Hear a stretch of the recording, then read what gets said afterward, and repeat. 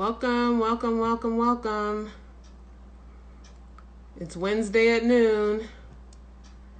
Hey guys, thanks for joining. Welcome. Hey, Natalie. Hey, Tia. Hey, everybody. Thank you for joining. Welcome, welcome, welcome.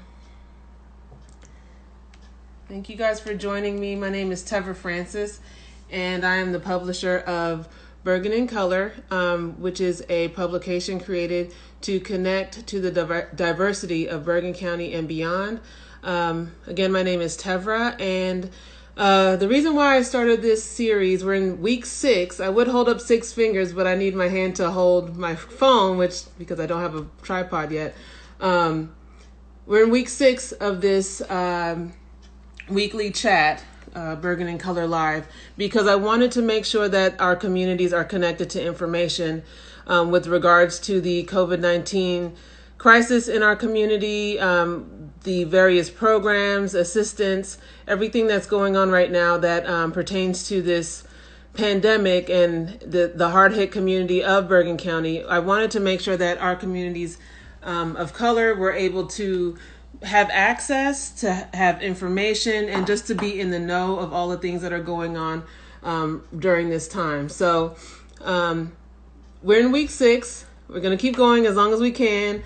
I want to pull together some resources specifically for the business community. I'm still working on that. And as soon as I get that completely pulled together, we'll have a separate chat or situation for our business owners, business founders and whatnot, because there are a lot of changes with the SBA, with all of the loans, the disaster loans. I tried to apply for one. It's confusing, it's frustrating, and I have a very small business, but I know, like with my restaurant owner friends, and everyone else, there's a lot of paperwork. There's a lot of information that can get to be pretty difficult to manage. So I want to have something specifically for the business community. I'll probably partner up with some of the other groups here in Bergen County as well to bring that to you. So if you haven't done so already, if you're a business owner, please sign up for the Bergen in Color business directory so that we can have your information on hand, so that when we do get some of these programs and information together, we could just blast it out to you directly. Go to www.bergenincolor.com to join our free business directory. Also, if you're not interested in business information, but you just want the other stuff that we share, go to bergenincolor.com to join our mailing list and to fill out our 2020 survey, which brings me to a point that I'm going to talk about again later in the chat. But if you haven't done so already, please complete your 2020 census. That's the most important survey you're going to fill out for the next 10 years, probably. We want to have New Jersey better represented when it comes to programs, government funding. We need to know who lives here in order to be able to access that funding. So I saw a report that's saying that New Jersey's response rate is pretty low. We just want to make sure that we're counted, y'all. So make sure you go to your 2020 census, NJ census, and get counted. Make black count. And like Cardi B says, mi gente presente. I'm working on my Spanish. Okay. So with that said, we're going to go ahead and one more thing. Our friends at Never Alone Again Resource Center, they are still accepting donations, primarily financial donations. They're distributing food and supplies to those who need it. They're working in conjunction with the Center for Food Action, which I'm going to be speaking with them later in this chat. But if you are able to, go to neveraloneagain.org to help them in their efforts. And then we're going to go ahead and move to our first speaker, who is the mayor of Englewood, New Jersey, one of my favorite places to be. Let me see if he's here. Okay. Standing for Mayor Wilds. He is the managing partner of Wilds and Weinberg immigration attorney. Hi, Mayor Wells. How are you? Very well, Tebra. Call me Michael, please. How are you? Okay, Michael. Good to see you again. It's been a while. It has been a while, and I'm so blessed. This is your sixth show, six Yeah. times the charm. So thank you for hosting me, and I hope you and your family are well. Thank you. I hope that yours are as well. Give my regards to your wife and children. Thank you. I was just giving you a brief Haircut. intro. I'm looking at myself here, but Oh, did you do your own hair? well, the parts I can see. Yeah, this hair thing is a real struggle, but that's a good problem to have right now.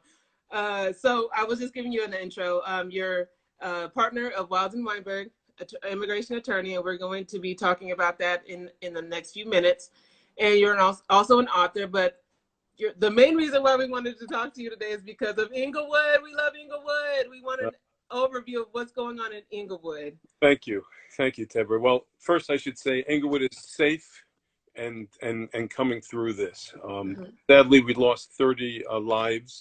We have nearly 600. I'm sorry, I'm just going to adjust this. We have about 600 people affected with positive responses to the COVID-19. Our police, our fire, our ambulance, our DPW, our hospital in stellar shape. Our ambulance corps, our volunteers are doing a wonderful job. Our citizens are doing as good a job under the circumstances. We had to shut the parks. We had to remove the swings and the basketball hoops. There is an uptick on domestic violence. We're noticing car burglaries are going on. We still have criminal activity like every other community throughout the state. But we're very proud of our first responders. We're very proud of the work that's going on. I'm proud of the governing body. I'm proud of the officials at City Hall. I'm proud of the synagogues, the churches, and the mosque, because everybody here is trying to do something. The 5 synagogues are feeding our police, our fire, our ambulance, our public works, our park rangers, and we're trying to do what we can. On Thursday, we're going to be leading a parade of our police, fire, ambulance, and neighboring communities across Englewood Hospital.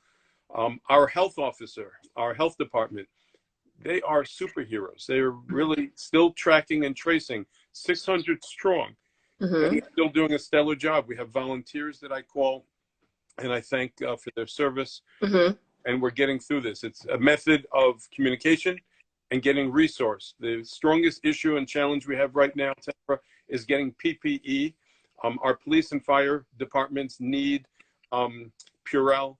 They need face screens. They need.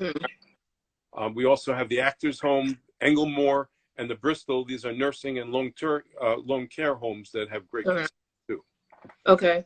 Let's go backwards. You mentioned these stats for Inglewood. I have a more specific picture as of yesterday for Bergen County. Total presumptive cases were at 13,286 people with the COVID-19 diagnosis, with 577 reported cases in Inglewood.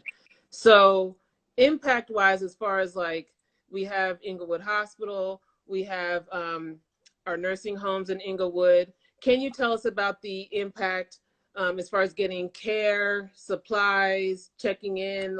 What is going on with that? I'm primarily concerned about Parkview Terrace, Rock Creek, 111 West Street, Westmore Gardens. In other words, all of the assisted living facilities that we have, people that are the most vulnerable, the seniors. I have a father who's 87 years old, and it's very hard for him to kind of process this. And where they wear gloves and they wear masks, they're still touching their face and they're still congregating. We see in front of White's Corner, some of the seniors will pick up liquor. Liquor is deemed to be a necessity, and they'll congregate outside the place. Yeah. Really, we are grateful to the Center for Food Action. We are grateful for a lot of wonderful volunteers that are picking up medicines. My office, I get phone calls all the time. All you have to do is call my number at City Hall. It gets forwarded immediately to my cell phone. I have residents picking up pharmaceuticals for other residents. We will get what it is that you need. If you need PPE, if you need food, please, you're not alone. And there are a lot of the seniors that are not really into social media. And they have to understand that we're communicating through our health officer. We have Nixle, which is a way to get information out. So if it's food, if it's medication, if there are needs, people have to reach out to us. Okay. So for we have Nixle where I live, and we have also like a block captain Is there some situation where there's a contact person for the various wards or streets, or that can kind of connect that information? So Because, like you said, not everybody's on social media, not everybody is cued into what is going on. So can you? this has hit two ethnicities the hardest: Mm-hmm. the American community and the Jewish community. Mm-hmm. The clusters that have developed in Teaneck, we see the cluster that developed in Westchester. Mm-hmm. We're not looking at Englewood as a ward. We're looking at everybody. We all have red blood. We're all in this together, as it were. Mm-hmm. Mm-hmm. So really, the main point of contact has to be our Office of Emergency Management, led by Joe Sorbinelli, who's a very talented captain in our fire department. Okay. In order to access him, I'll make this simple. Just reach out to the mayor's office. If you call my number, which is 201-871-6666, I will communicate the information. I will get back to you personally. I will make sure that emails track all of this. I keep copious notes. I literally started a book, and look at all these notes. I mean, you can't really see Okay. notes, and I'm keeping a log. And there are residents that have lost loved ones, and Mm-hmm. people have gone into the hospital. I'm already in touch with the people who came out 5 weeks ago. Mm-hmm. I'm curious about what they're seeing, what they're feeling. Obviously, we have to protect their privacy and HIPAAs, and Mm-hmm. but we're trying to do that. On my professional front, I can tell you, as an immigration lawyer, Mm-hmm. our tasks, our sleeves have to be rolled up right now. Okay. Well, I have a few questions about that, but let's. I wrote a script so I could stay on track, because this could be like this whole discussion, and Sure. we're very limited on time. But really quickly, so so you did just say that you're not looking at Inglewood as any specific set of wards or anything. Is there specific outreach to communities of color in Inglewood? Yes, yes. Okay. The groups that are doing it primarily is our recreation department, the Bergen, Bergen Center, Domingos Anand, who's head of the Englewood Housing Authority. Believe it or not, our pastors, our rabbis, and all the other communities too. Mm-hmm. So we are all tapped in. The City Hall leadership meets every day at 3 o'clock, even on weekends and through holidays, to make sure any need that's not accounted for, that we get up the ladder. So the answer is yes. There are a lot of groups. If you want entrance to a group or you have a need that you perceive that's not being satisfied, somebody should contact me as mayor, and then I'll either turn you into the resource that's appropriate, or we'll create a resource if it's important. Okay, let me repeat your phone number. Our intern is copying the notes. So that number is 201-871-6666 That's for the right. mayor's office. And my cell phone, my personal professional cell phone, not my City Hall one, because this is, I believe everybody in Englewood is my extended family. Okay. 347-203-6355. So that you can text me, you can call me at all hours. I'll always be available. Okay. All right. That's 347-203-6355. That's right. Mayor Wild's cell phone. Right. To get direct access to Mayor Wild in his office at any time. Anytime. Okay. Until this is finished, and it's in our rear view mirror, honestly. So you mentioned... You can still call me too. What'd you say? They can still call me anyway after that, because I love this job and I love helping people. Oh, that's good to know. So you mentioned the synagogues and the Jewish community and the community of churches in Inglewood. Can you just go back to that, circle back to that? How are you in communication? I know Community Baptist Church of Inglewood has a food bank going, and you mentioned earlier that the synagogues are feeding the first responders. Can you kind of just go back to that so we can understand? Happy to. First of all, we also have a mosque. It's a it's a Muslim center next door to the Liberty School, and Ramadan begins in earnest on on Friday. Okay. So we wish everybody a meaningful holiday, and again, they are going to be doing Zoom and not gathering privately. The five synagogues: Congregation Avos Torah, East Hill Synagogue, Kesher, Kol Nishima, and Shomrei Emunah. Those are the five synagogues pulled together a large sum of money for us to be able to start feeding all of our emergency responders. So police, the fire, the ambulance The hospital, believe it or not, and the park rangers are slated for tomorrow. And then we're going to circle back and do all of it again.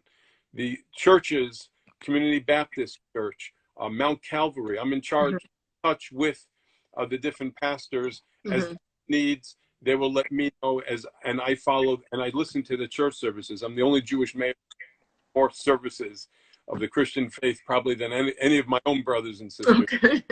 Right now, I don't care if you're praying on a Friday, a Saturday, or a Sunday. The reception is every need. So we need all hands on deck in that corridor. And these leaders have so much in common, and they're also reaching out to find out if their brothers and sisters of other faiths need help too.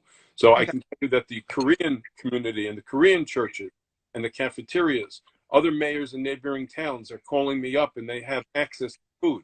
So if there are needs that are not being met, please communicate with me. I will do something about it. Okay. All right. So thank you for that. Okay. So a business question. Sure. Again, scripted because I have to stay on task. Englewood area businesses were already experiencing difficulties due to changes in retail trends. Now that we're headed towards a serious economic downturn, how does Englewood plan to assist or boost its local business community? We had the post-Amazon world, Tevra, and now we have the post-coronavirus. Yeah. So the antidote, I was mayor many years ago, and I took a decade off to raise my family and dig into my law firm. When I came back, it was post-Amazon, and the experiences in town, the hair salons, the galleries, even the cafes, and we had a doctor's office with a coffee bar, in the eye and ear place in the middle of town. All of these places were engendered an experience drawing people to a central business district. Okay, now when we come out, and there's going to be a huge psychological effect of this social distance. Are we going to be hugging? Are we going to be shaking hands? It's going to create a different culture, and the retail culture and the people of color and people who have historically had businesses, including yours truly. I have an immigration law firm in New York, New Jersey, Miami, and LA. My New Jersey office is in the Central Business District. On Palisades. On Palisades Avenue. So how am I actually going to start acclimating to my clients and seeing them, and where are they going to be comfortable? We have to get into this. Now, how do we do that? How do we help the businesses in the Central Business District and in environs? Very simple. I need, and a lot of the other leaders need to start talking to the ownership, finding out what their staffing needs are, what their parking needs are, who their clients are, what their base is, and how do we get them there. If you're a soul food restaurant, and we have 2 in town, 3 actually. We have 3. We have George's, TJ's, and Father and Son. That's right. And George, I did the green card for George's wife. So I'm connected to the soul, to the DNA of that beautiful family. So how many staff do you have? How many distances between tables do you have? Are you doing more takeout? What is the highest paying cuisine? How can we help promote you? We need to deep dive into new businesses and also the historic businesses where they've never had issues in the past, but now they had to furlough people, and we want to bring them back. Now, I'm afraid not everybody is going to be brought back, but the people that are most industrious, and what I mean by most industrious, we have a lot of food businesses, for example, off the beaten path, where they're providing sandwiches to businesses that are no longer in existence, but they want to have a box. What are they doing? They're feeding the Javits Center in Manhattan, the first responders in Englewood Hospital. So we want to figure out imaginatively where in their space we can make introductions so they can do and sell their wares to other people within the city and around it as well. So as a result, I'm working with other mayors in neighboring towns, whether or not there's interest there that we can help one another and help the businesses in our communities. So is there any plan for an incubator program or something specific to fostering business upon, when we go back to our almost regularly scheduled lives? Is there any exploration of a program or a... So that is a beautiful word, the incubator program. The Urban League, I remember the last time I was mayor, had that at 106 West Palisade Avenue. It was beautiful because you had a printer and you had people that were literally coming out of community college that were starting businesses. The right party to kind of house that and lead that effort is the Chamber of Commerce. Okay. Carol Rauscher is the leader. Mm-hmm. That's Mm-hmm. something that I will be talking to her about, but I have to stay in my lane, and I want everybody to succeed, and I want the people that are best at shining and bringing out the businesses to succeed. An Mm-hmm. incubator program for the county with its tentacles in all 70 towns would be the most brilliant thing. So if Mm-hmm. it doesn't succeed in one area, where it succeeds elsewhere, then we can take that message. So I will communicate that to Carol Rauscher. But I think, Tevra, all hands on deck. You have an idea. We're going to put you to work too on that. Okay, well, let's keep moving. Okay, really quickly, because we're running out of time. Immigration. So there are a halt to immigration. I'm a first generation American, so I know this process very intimately. What are the short and long term impacts of COVID-19 to the immigrant community and to the status of immigration going forward? So you should know I'm a second generation immigration lawyer. My father started my law firm in 1960 before he and my mother started me in 1964. So Mm-hmm. 60 years we've been open doing immigration, visas, green Mm-hmm. citizenship, and all of that. The greatest entrepreneurs and risk takers historically have been immigrants, and Mm-hmm. it will be immigrant scientists and first responders and doctors that will help get us back on the right track. I believe that our president is politically charged and trying to get himself reelected. So please, to your viewers, do not get scared. What he's trying to do is play politics, but Okay. he doesn't have the legal authority to change the underpinnings of our case. That's up to Congress. And we are working off the charts. Anybody who sees this or reaches me from Bergen County or its environs that would like a few minutes of my time without fee, I'm now doing that. Generally have a robust consultation fee. If Mm-hmm. after that I feel it's warranted, I'll see if I can discount it or I'll get you in the system. But everybody with the visa is now going for the green card. Everybody with the green card is now citizenship. Mm-hmm. And I'm teaching in a law school business immigration law now for 10 years, literally 10 years. And I see people for the last few years, mostly women, going into my law school class, coming into the law school just because they want to turn out as immigration lawyers. Mm-hmm. And thank God there's enough competition for all of us. There's enough clients out there. And America will be stronger and better because of the grace of immigrants. And we have to realize that. We are going through a renaissance right now. This kind of cocoon that we're in with our families is Mm-hmm. an opportunity for us. Ladies and gentlemen listening to this, think about this. You have a chance to kind of reset your life with some of your loved ones and your professional priorities. And Mm-hmm. America is going to be stronger because of this experience. It's going to be hard for us to say goodbye, and it's going to be hard for us to step back into the hot waters of the tub. But Mm-hmm. at some point, we will do it, but we will only do it if we are together and if we don't see color. I was brought up in a home. It didn't matter how rich somebody was, how poor somebody was, what color they were, what faith they were. People are people. And that's the beauty of our immigration system. And it Mm-hmm. reconstitutes itself. I had the privilege of getting the First Lady's parents their citizenship. And the notion of chain migration is an ugly word. It's family reunification. It's family. Yeah, It's the exactly. notion that you'll work harder if your mom and dad are If your here. mom and dad are here, and if your husband is here, or if your And wife then is they here, or if your sponsor children are people. here. And then Mm-hmm. businesses sponsor people. And what happens is the greatest risk takers are those employees who then become business owners. And once they become citizens, they sponsor other people. So at a certain point down the road, it gets obfuscated. You don't know who is a foreigner. And the accents even make it more flavorful. It's kind of like an Irish stew, where the more stuff you put into it, it tastes better. So 30 seconds. Great answers. Thank you for your information. Thank you for your time. Briefly tell us the importance of the 2020 census, just on Inglewood, specifically. We need to be driven home this message. So we have a 44% return right now on compliance. Mm-hmm. 10 years ago, we were only 46% compliant. Okay. Those numbers are terrible because we are a city of about 30,000 residents and we are not getting the content and the resources that we need. And if when you're talking about shots, vaccines, medical attention, support in the incubation of businesses, loans, and every resource that you need from health to wealth, the census has it. And the notion that you have to be in it to win it is true. And you can imagine in the Latino community now, there is a great fear of immigration because of this president. He's flexing his muscles because this is how he gets reelected, by scaring the hell out of everybody every couple of months. And they're not going to fill out the form properly because they don't want to send it in because they don't want to have any reverberation. They think it's a government entity. We have to be so super sensitive. When we do community events and we bring out guns and badges, the certain cultures and communities, they don't trust that they're not going to be turned over to immigration. So it's up to us. If you have a neighbor with an accent or a different language, make sure, go online, get them on the phone because of social distance and say, I'm doing my census. Do you want help doing yours?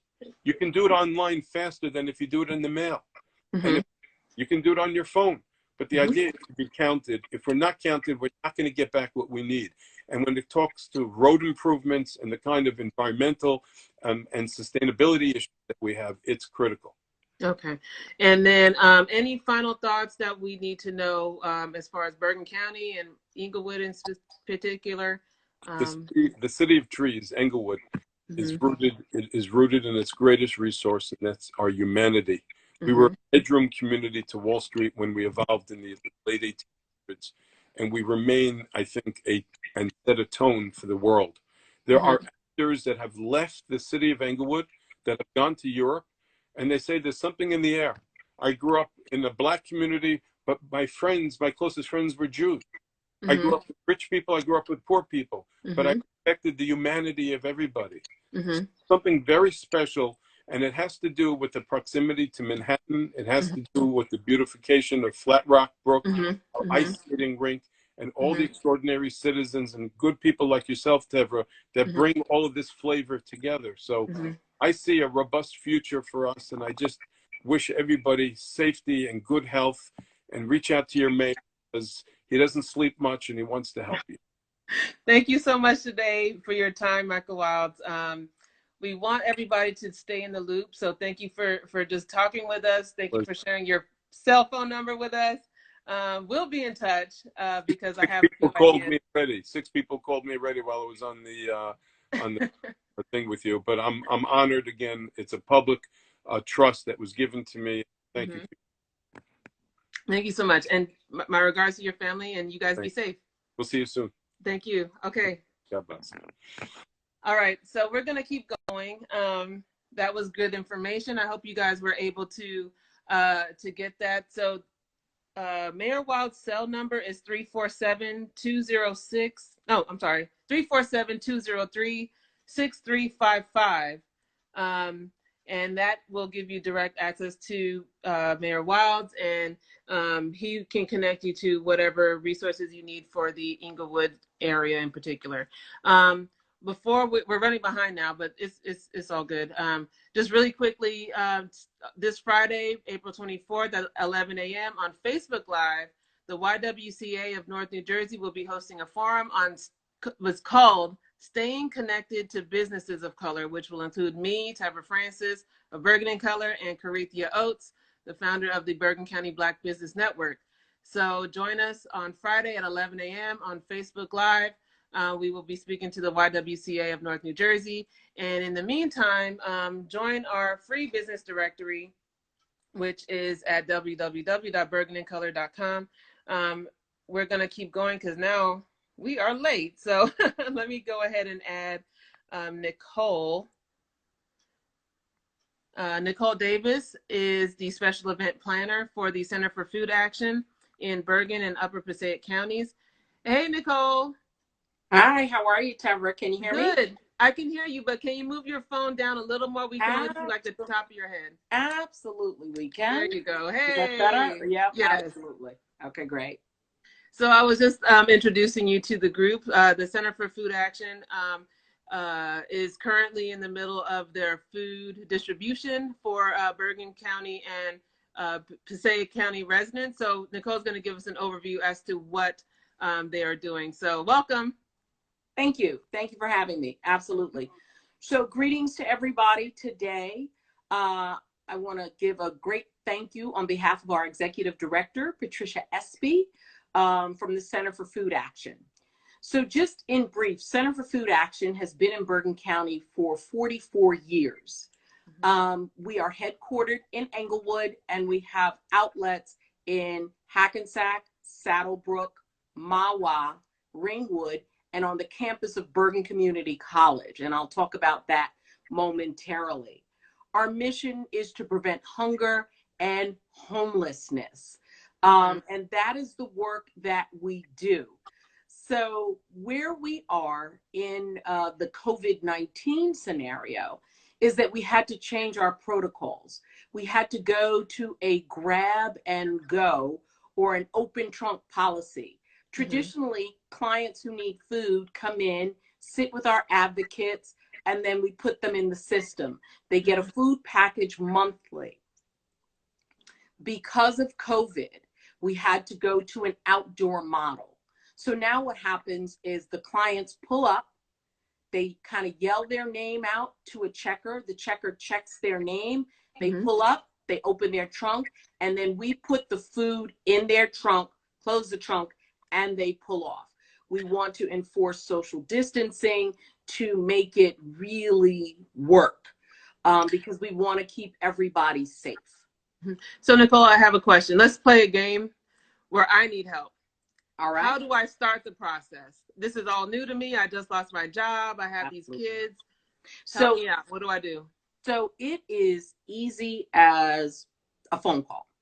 So you're going to call 201-569-1804, and you're going to hit extension number 11. It's going to put you in voicemail, and you're going to leave your name and your phone number. And within 24 to 48 hours, one of our advocates will call you back to schedule an appointment. The other way that you can do it for people who have computers or phones that are smartphones, you can go on to cfanj.org. And on our homepage, there's a great button that says, need assistance, need food. You click that button and it takes you to a form.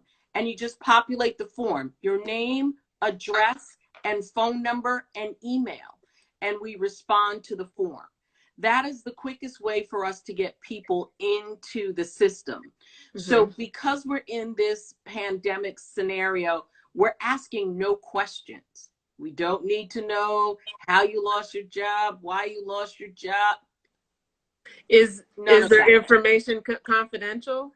It is confidential, absolutely. Now, once we get back into a space where people can come in and fill out the appropriate paperwork, it is always our goal to link them with other social services that can help them expand their footprint while they are trying to get back on their feet. You see, the interesting thing about Bergen County is that we live in the Bergen County bubble. So everybody in Bergen County says, there are no poor people in Bergen County. Don't be not fooled. True. That's not true at all. True. All right. I see somebody put up our website. Thank you. There are disenfranchised people in Bergen County. So our original mission was to work in the space of poverty. But what I need people to understand, and what our organization needs people to understand, is that there is now a space of disenfranchisement. So there are people that are now underemployed. There are people that are unemployed. There are people that do fall below the poverty line. See, the face of hunger looks like anybody that will be a guest on your show. Black, white, Asian, Latinx, anybody. So hunger is an affront to our basic human need, right? So we need food, water, shelter. So we try and provide that. I just want to give you a couple of stats, and then that can help frame us. So in New Jersey, 1 in every 7th child, so 1 in 7 in our children's category are hungry. They face food insecurity. 14% of New Jerseyans live below the poverty level. In Hackensack, the poverty level is 14.3%. Hackensack has 45,000 residents. And I spoke to the health department on Monday because we had over 800 diagnosed cases of COVID. Yeah. And I wanted to make sure that those were COVID cases and not just people in Hackensack Hospital. Those were residents of Hackensack. There are a lot of apartment complexes, and it's very dense. So people who live in single family homes have a little bit more longitude and latitude, but those that are in multiple dwellings are placed in harm's way. So, you know, part of our population is 5% seniors, and 9.5% of New Jerseyans are food insecure. You must know that those are all pre-COVID numbers. Yes. We're not even. We haven't even scratched the surface of what the new numbers are going to look like with the growing population. So this weekend past, we had a flood of calls in Hackensack. But that speaks to that number in Hackensack because a lot of the people that live in Hackensack that may be underemployed or freshly unemployed may have been frontline workers, may have been people who work at malls and do stocking overnight, those kinds of things. So we are meeting the need in that space. So let me ask you a question. Sure. We talked about those who are in need. If you are available to help, how should you help? Because we talked about this yesterday, and there are specific things that we need to know if we want to volunteer, if we want to give. So I want you to explain that whole paradigm because I was completely wrong about what I was putting out there. So go ahead and let us know what So here's what we're doing for volunteers. Volunteers can also go to the website and you're going to fill out the volunteer form. We are working with a very small pool of volunteers right now because of how our distribution system is working. Okay. Traditionally, our pantry is open and there are pantry locations at all the sites, and the volunteers come in and they help us stock the shelves and inventory and those kinds of things. But because of COVID and the 6-foot distancing, we couldn't do that. But we would love to have volunteers moving forward. We assume that at some point we'll have adjusted or amended protocols that will allow people to come in and volunteer to help us out. We are a small staff. We've got the 6 locations and there are only 30 people on staff. Volunteers are our lifeblood and we are most thankful for them. So that's number one. Number two, at this time, we're not accepting food donations. Repeat that. We just can't. So we can't. They are not accepting food. So don't bring food like I always do. Right. Because this is why. Tell us why. Right. So we're not accepting food because 1, we don't have the manpower to log it in. 2, we don't want to put people in harm's way with COVID because, you know, part of us kind of staying at home and self-quarantining and sequestering ourselves is you want to limit the amount of contact that you have with other people. That's what we've been trying to explain to people over and over and over again. So we are asking people to donate. Now, you can donate online, and here's the interesting thing. If you go to a grocery store and buy 10 cans of corn and give them to me and you spend $1, we are most thankful. But if you give us the $1, we actually can buy 30 cans of corn. Because of our relationships, we're dealing in wholesale world, we're dealing with distributors, we're dealing with grocery stores that are giving back to us. So yes, monetary donations at this time only. And what we encourage people to know is that whether you give $10, $100, or $1,000, it all counts towards feeding and helping people. So, you know, we're not discriminating. We're not looking down on your $10 donation because that can get us $30 worth of food. We're not looking down on your $100 donations. I deem it, and we talked about this, Tevra, unequal giving is equal sacrifice. Exactly. So the sacrifice that people make to help us is just a blessing and most important. That the widows might. So, okay. We are going to do you have any last bits of information for us with regards to the Center for Food Action and how we can get in contact with you again? Sure. So I encourage everyone to go to our website to register for food and or to register to volunteer and or to donate. That is number one. And then if you need to call to make an appointment, because again, we talked about that piece. Not everybody has computers and smartphones. So we can pass the word on to those who can just make a phone call. We're going to call 201-569-1804 and press extension 11. Now, I will tell you, because we service 100 towns in northern New Jersey, based upon where you live, they will call you back from the appropriate food pantry. Okay. One more thing, I do want to give a shout out to the Sheriff's Department and the Bergen County Prosecutor's Office. So thank you to the county executive and to Sheriff Curitin. They came out and packed 1,800 relief boxes for us in a 2-day period. Wow, that's awesome. So they were an awesome team, and those boxes are being given out. And the other thing that we put in those boxes is information about CFA and also bilingual information about the census. We are impacted by the census. The census numbers help drive the money that we get from the private sector, from governmental sectors, from proposals and grants. So we really, like Mayor Wiles said, we've got to push people towards the census. If you can help your neighbor get it done because they're a senior and you're on the phone with them, excellent. It appears that census takers may not be going out because of COVID. So we really, so that's going to be, we really have to get that done. But we are open Monday through Friday. We do not do distributions on weekends. And Mayor Wiles did talk about 111 West Street in Englewood. We will have some boxes that will be dropped off for the seniors that are there. And certainly we'll be in touch with him to see if anything else has to happen to help people that are sheltered in place and really can't come out. Great. Thank you so much for your time, Nicole. I really appreciate this. You're welcome. Again, the Center for Food Action. If you need help and you are in a situation where you need food, your information is confidential. You would go ahead and call 201-569-1804 extension 11 to get started, to get on their roster, or go to cfanj.org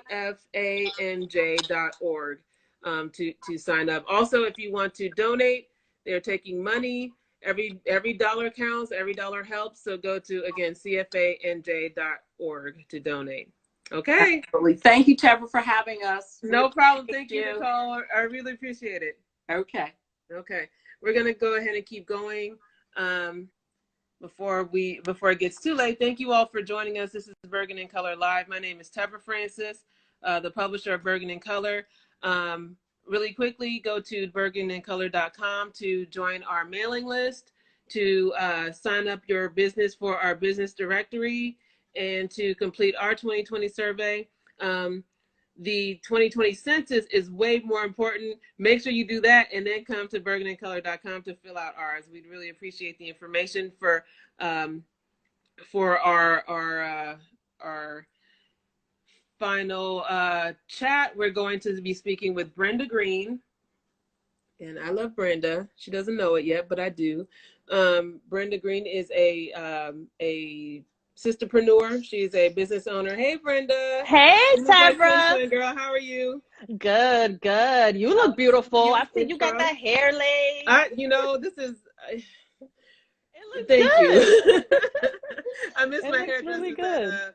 at Tina Pearson Salon. Shout out to them. So I was giving you a quick intro. So Brenda is the founder of Fit for a Better Me, which is a fitness and wellness platform that she's created. Before there was Peloton, before there was all that fancy stuff, Brenda was doing this first, y'all. Yes, so, tell them. We're going to talk to Brenda about fitness because the main reason why I wanted to talk to you is because we are now understanding that African Americans are being hit very hard by the COVID virus, COVID-19 virus, and it's because of comorbidities like obesity, diabetes, high blood pressure, all of those things that, we give cute nicknames to are causing us to get another cute nickname, which is the Rona. So we wanted to talk to you about fitness. And just to start, tell us about your story, because you have a very unique story. So we want to know about that. So my name is Brenda. Thank you, Tara. My name is Brenda. I am the owner and CEO of Fit for a Better Me.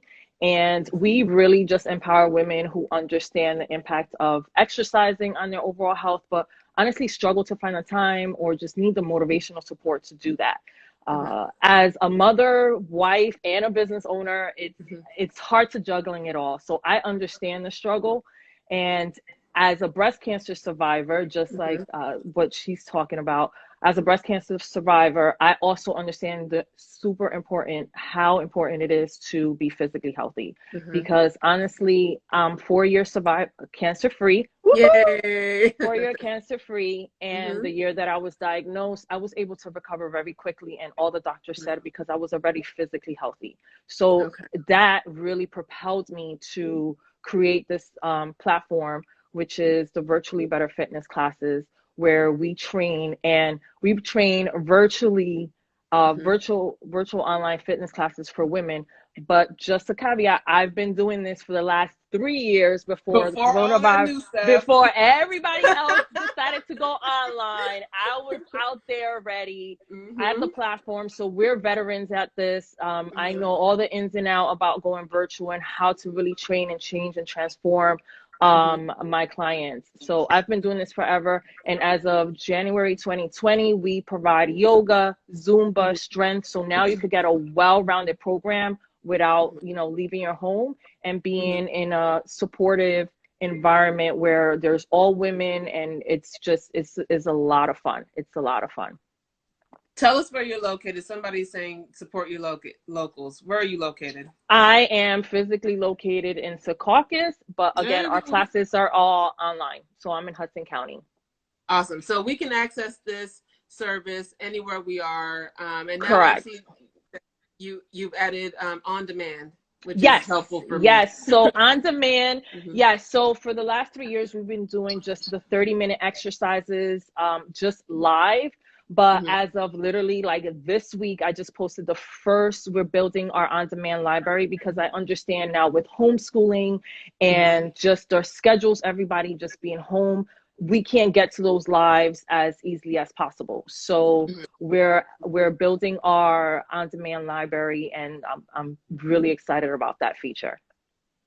So how can we take control of our health and fitness while we're still under quarantine? Your program is one way. What are other ways that we can think about to get ourselves together and try to lose a few pounds during this time? Yeah, you know what? Right now, losing pounds is probably not as important as just staying healthy. So staying physically active is super important. Now that we're home and kind of stuck at home, the weather is nice, thank God, because I couldn't even imagine if this happened in the winter. Yeah. The Netflix and chill would have been crazy with the snacks as well. So now that the weather has, it's nice, it's time to go outside and get moving. Really, the CDC just says we just have to work out for 150 minutes. That's about 30 minutes for 5 days out of the 7 days. And that's doing just a brisk walk. You can ride your bike. So it could be something fun. And again, because it's warm outside, you could definitely do that. Or just jump on to one of my classes online for 30 minutes and you satisfy that. Because we do provide classes 7 days a week. The other kind of best practices is drink your water. Water is super important. Water is releasing some of those toxins. And, as well as eating nutritious foods. Like now that we're stuck at home, we tend to snack more on sugary stuff. On comfort foods. So many of us who don't have anxiety or depression are dealing with that right now, and we're emotionally eating. So we have to be very conscious about what we're putting in our bodies and how it's affecting us, because it could possibly be making us feel worse emotionally and physically. So it's definitely important just to be more mindful about, putting more fruits and vegetables on your plate. Not to say you can't have that Oreo or have a good snack. You could still do those things, but definitely have a good balance. And those are the main keys to, you know, just really staying healthy. One of the things that I try to incorporate with each call that we do for these 6 weeks, 6 weeks. Yeah, congrats. I try to have a mental health component of some sort. So tell us about the benefits of exercise on our mental health. Benefits of exercise on your mental health, so many things. First, you're going to be releasing endorphins. Those are chemicals in your brains that are mood boosters. So you'll feel much better, which means that mentally you will feel better. It releases your stress. So it reduces your stress hormone levels as well. In a time like this, everybody is high stress. We need to find things that are going to bring that down, because that also affects, when you're high in stress, it causes more illnesses, whether it's the Rona, whether it's the flu, whether it's the cold, anything of those natures. So as well as getting physically active, you just feel better. You honestly do. You feel After a few days, you feel like you accomplished something. You feel like you did something with yourself, even though you're stuck at home, not being able to do anything. And as you continue and create that routine, your body will start craving it. Your body will start craving that walk, that run, that jog, or whatever it is that you want to do. So it's super important. It's going to help, you know, boost your emotional health as well. Good. Okay, so we just got a couple of minutes, so just give us the last bit of information that we need to know about wellness, Fit for a Better Me, Brenda Green. Like, what do we need to know? Right now we have $5 classes, so you can meet us live for $5. But today I am doing a free live Facebook class. It's a strength-based class, Hump Day Wednesday. So you could just go straight onto my Facebook page and you could stream live at 7 o'clock tonight, and we'll be there. But usually my classes are $5, or for a membership fee for unlimited classes is $34.99. And you could have access to 7 days worth of class, 7 days of, you know, 7 days worth of classes during the week. So we provide a lot of classes during the week as well. So that's pretty much all I have. Okay. Well, Brenda, we thank you. Thank you so much. Fit for a Better Me. I love her. I stalk you all the time on social media. I love you. Your story is amazing, and you need to be on everything. She's been on Wendy Williams. She's been on everything. Like, thank you. I appreciate it. To be on a bigger platform. Well, thank you for asking me being here as well. So I appreciate it. No problem. She's also a woman of color in business, so we need to support her as well. A sister in business. Fit for a Better Me. Thank you, Brenda. Thank you. And you'll see me in your class one day. Yes, you'll get. Well, I've got the on demand, so soon. Okay, girl. Thank you so much. Thank you. Thank you. Have a good one. You too. Okay, everybody. So that is it for today, as far as our guests are concerned. Thank you all for joining us. Thank you for taking the information. Tia Moya Beauty is my intern. She helps me out. If you have an online platform, a publication, anything in entertainment, she's looking for a job. She's a Morgan State HBCU student. And so we just want to share the love to her as well. Thank you, Tia. Thank you to Mayor Wilds for his information and time today. Thank you to Nicole Davis for representing for the Center for Food Action. If you have any questions about receiving food from the Center for Food Action, go to cfanj.org to donate or to receive assistance. Also, thank you to Brenda Green of Fit for Better Me. My name is Trevor Francis, publisher of Bergen and Color. BergenandColor.com is coming soon. It's coming, y'all. It's coming. Just trust me on that. But we're working really hard. So thank you for supporting us every week. We'll be back next week. If there's somebody that you want us to talk to, let me know. Send me a DM. I'm very accessible. Let me know who you want me to talk to, and I'll try to get them on. And this video will be on YouTube, along with all of the other videos that we've done throughout this time. They'll be on our YouTube channel, Bergen and Color. Just search for it on YouTube, and you'll be able to play back this and others from past interviews. Join our mailing list, join our business directory, and do our survey. Complete your census, wash your hands, stay healthy, thank the Lord, and have a great, great, great week, everybody. Thank you so much. Bye.